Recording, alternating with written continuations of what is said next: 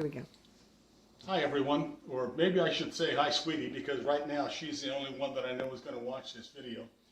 I'm Mike from Mike's Magic Meals in my home kitchen in LA. That's Lower Alabama. Let's cook, shall we?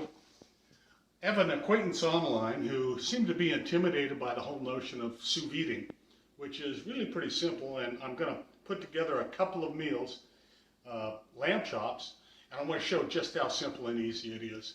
Right now I'm just putting together the sous vide bags, which is a vacuum packed bag. I have this machine that was gifted to me about 7 or 8 years ago, and I'm just going to seal up the base of the bags before I get ready to season and put the lamb chops in.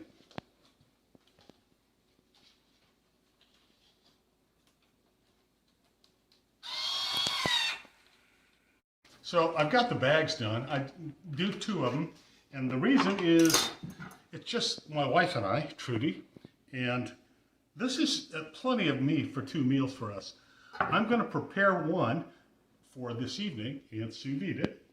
I'm going to prepare the other as though it's going to be sous vide. I'm going to seal the bag and then I'm going to freeze it.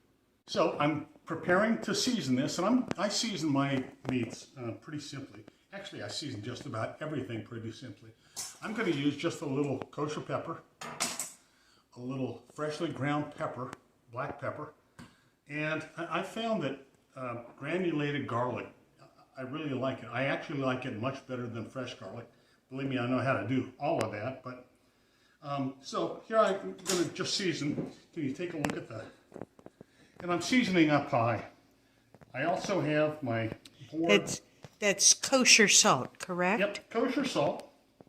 And this is from on high, and it's over the sink because it does splatter. And you know, I've learned over the years not to make a mess and have my wife have to deal with it, because then I have to deal with my wife. Then a little black pepper, and I like to be fairly liberal.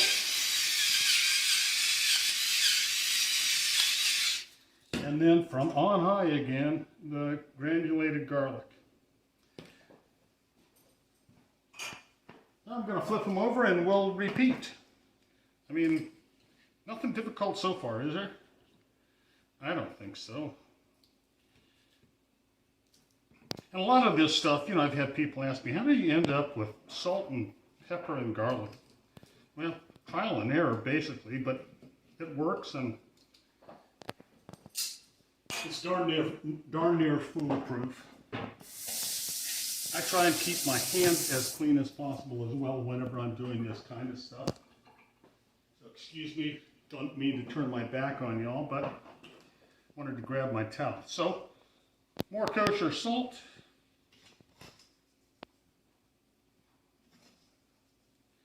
And I'm fairly liberal with it. We eat mostly fresh foods. Very little that's actually prepared, and so the salt that we apply is the salt that we're going to get.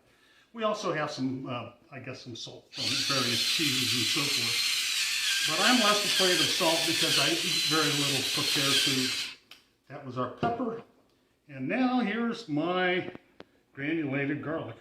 And that's a seasoning process. You want to take a shot at this, sweetie?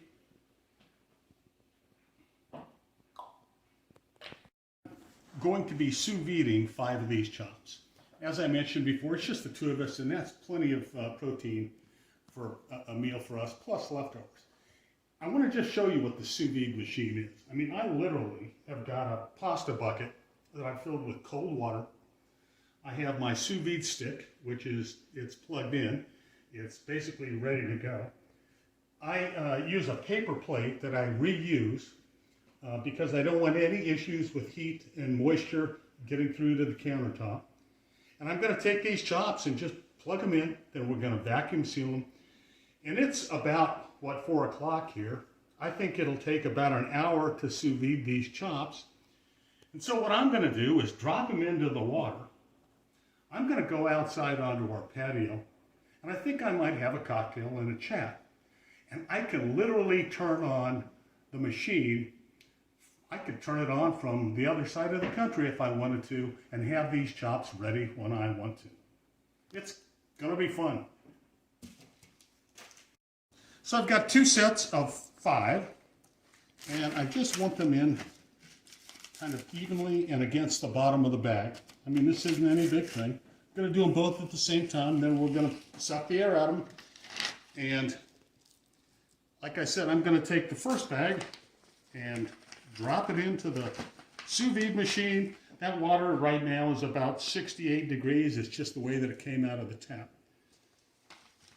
And I could literally put the frozen chops in the morning, dead frozen, and let them sit there all day until I decided to crank them up, maybe from a local pub or something, or Le Bouchon in Daphne.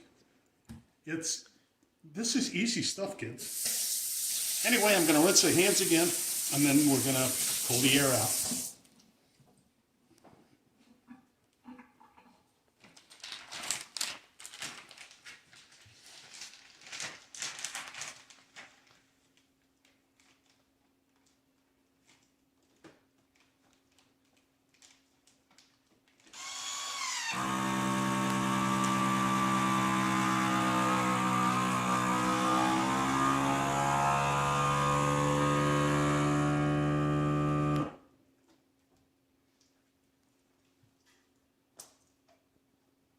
So how long does that take? How long does what take? The bagging. You're watching it You're literally watching me suck the air out of the bag. I'm going to drop it into the sous vide machine right now. This is 5 chops. The air has been mostly pulled out. And I'm dropping it into the water right now. I'm going to take the other bag and I'm going to do the same thing. We're going to eliminate the air.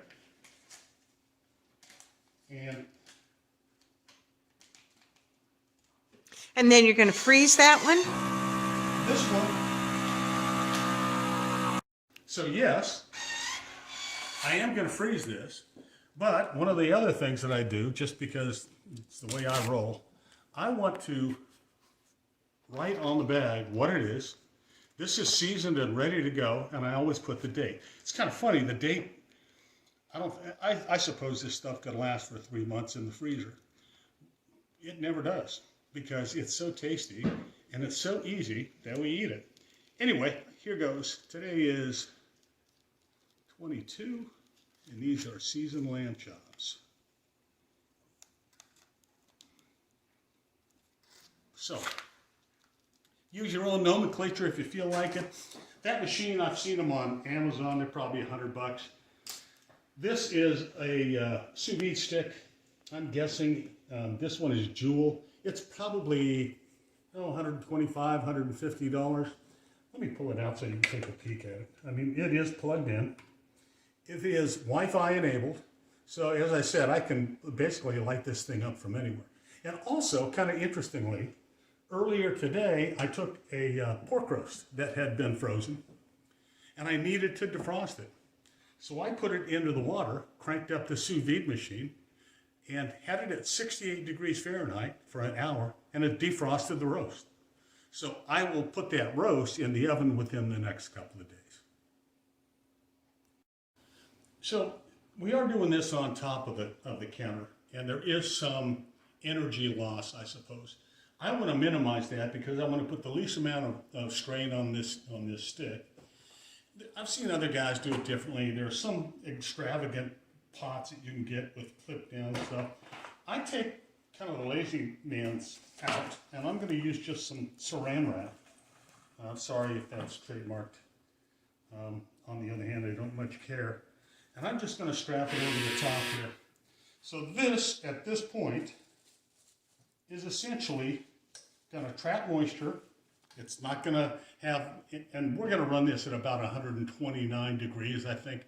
We're not going to have steam coming out. It's not that hot, but we're not going to lose moisture either, and we're not going to lose energy. This is the most efficient way that we can do this. And as I said, it's becoming late. A couple of little notations.